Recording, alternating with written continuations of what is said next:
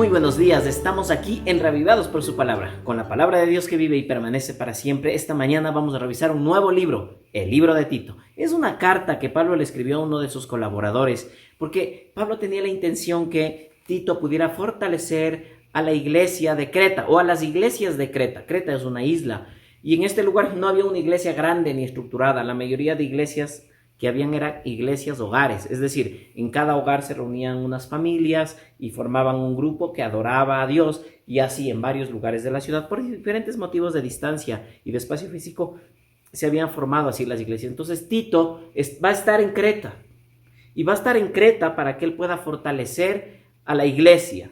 Y empieza diciendo este saludo que Pablo le hace a Tito, está en el verso 2 que dice: nuestra esperanza es la vida eterna, la cual Dios, que no miente, había prometido antes de la creación. El énfasis importante, dos énfasis. El primero, le está diciendo a Tito que cuando vaya allá él tiene que ir con este alivio de decirles de esta esperanza de la vida eterna. Que esta vida pasajera de este mundo, a pesar de ser compleja, no es todo lo que tenemos. Hay esperanza de vida eterna, y seguramente la gente de Creta se estaba olvidando de esto. Entonces Pablo le hace un énfasis aquí y luego dice que es una promesa que es dada por Dios que no miente. ¿Por qué les dice por Dios que no miente? ¿Qué es lo que quiere decir esto de que Dios que no miente? Es porque Creta se había convertido en un lugar de gente mentirosa. La cultura de la mentira estaba generalizada en ese lugar.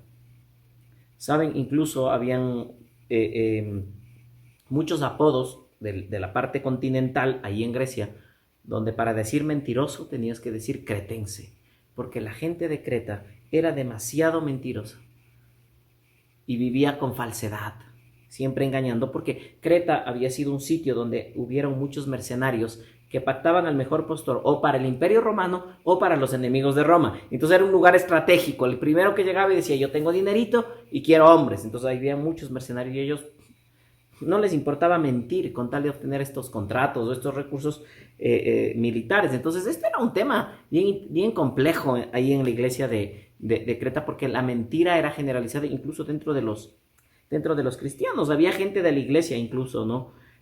Por eso dice el verso 10, dice: y es que hay muchos rebeldes, charlatanes y engañadores, especialmente los partidarios de la circuncisión. Habían unos judíos que incluso tenían apariencia piadosa, son de la ley, son de la Torá, y ellos enseñaban a que la gente cumpliera esto, ¿no? Como una manera de entender la salvación y entender a Dios. Cuando ustedes conocen, saben que esto no es posible, ¿no? Y luego Pablo dice que se acuerden lo que decían los filósofos de ese tiempo. El verso 12 habla como profetas, pero en realidad se refiere a Epiménides, que era un filósofo griego de ese tiempo, que habló sobre los cretenses. Y dice el verso 12, fue precisamente uno de sus propios profetas que le dijo, en realidad es filósofo: los cretenses son siempre mentirosos, malas bestias, glotones y perezosos. Miren cómo incluso su propio filósofo Epiménides, que era famoso, el famoso cretense, ya se había referido a ellos, porque era un lugar donde proliferaba la mentira. Ahora,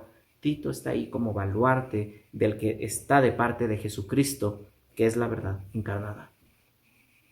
¿Saben? Y así es nuestra vida en un mundo complejo, en un mundo donde reina la corrupción, donde reina el error, donde no podemos encontrar gente a veces en quien confiar. Nosotros debemos ser los confiables. Nosotros estamos llamados a ser luz en un mundo oscuro. Nosotros estamos llamados a ser la verdad en un mundo de mentira.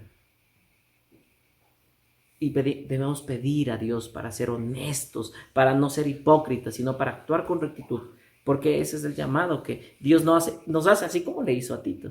Tú vas a ir a representar a este Dios que no miente en un mundo complejo. Vamos a orar. Querido Dios, en esta hora de la mañana, tú nos haces un llamado a vivir en tu santidad y a vivir de acuerdo a tus propósitos. El Evangelio tiene unos frutos de nuestra vida, y uno de esos es la integridad y la rectitud. Oh Dios, ayúdanos a actuar así en nuestros negocios, en nuestro trabajo, en nuestro diario vivir, porque te representamos a ti. Acompáñanos este día, en el nombre de Jesús. Amén. Que Dios te bendiga.